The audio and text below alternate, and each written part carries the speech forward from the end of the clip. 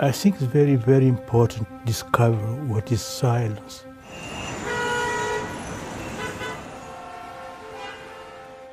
Silence is not only not talking.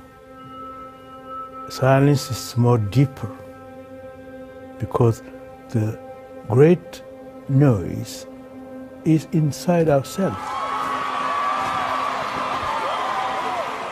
Ladies and gentlemen, our wonderful students, dear friends, I'm delighted to welcome you to this evening's talk by a very special guest.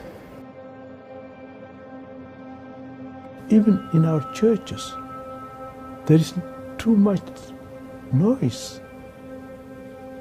So it's not a place where we can encounter God silently.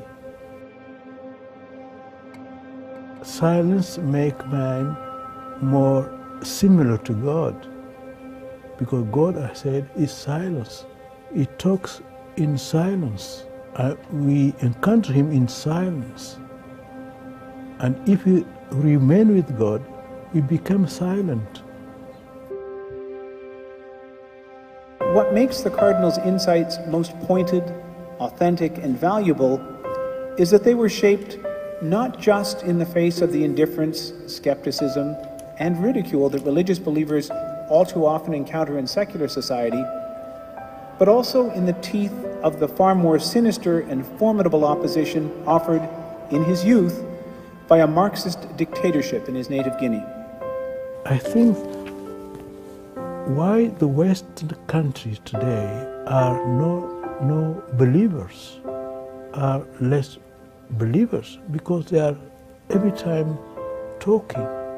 They know no silence, and the face is going down. Silence is really the moment where I construct myself as a human being related to God. And without God and without silence, we are lost. What are we doing here? In other words, what are our lives for? What kind of people are we called to be?